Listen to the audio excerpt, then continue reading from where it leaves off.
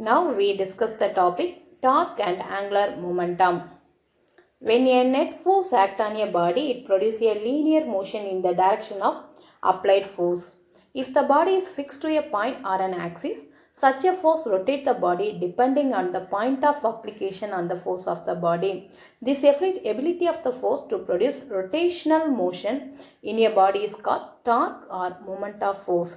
The examples for such motion are plenty in day-to-day life, that is, the opening and closing of a door, about the hinge and turning of a nut using a wrench. The extent of rotation depends on the magnitude of the force, its direction and the distance between the fixed point and the point of application. When torque produces rotational motion in a body, its angular momentum changes with respect to time. The next one, definition of torque.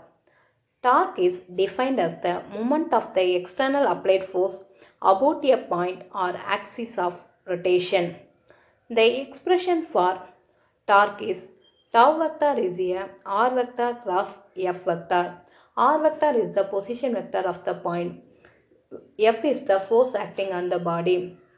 The product of r vector and f vector is called the vector product or cross product. The vector product of two vectors result in another vector that is perpendicular to both the vector.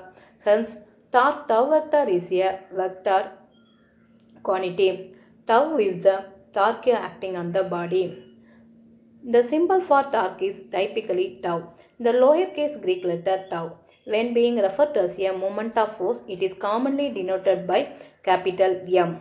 Torque has a magnitude r of sin theta and direction perpendicular to r vector and f vector.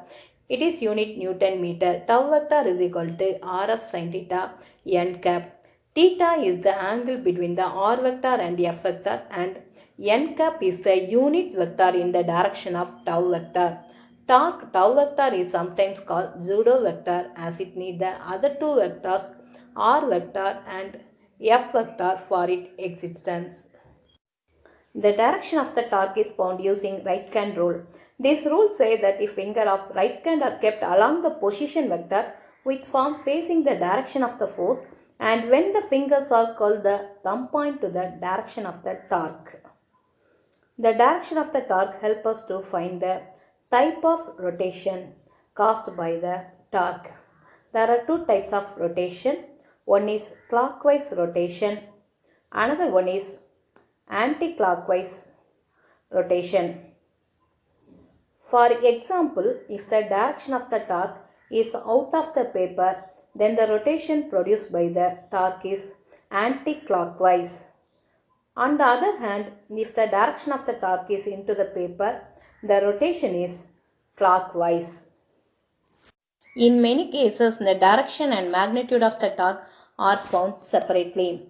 For direction, we use the vector rule or right hand rule. For magnitude, we use the scalar form as tau is equal to Rf sin theta.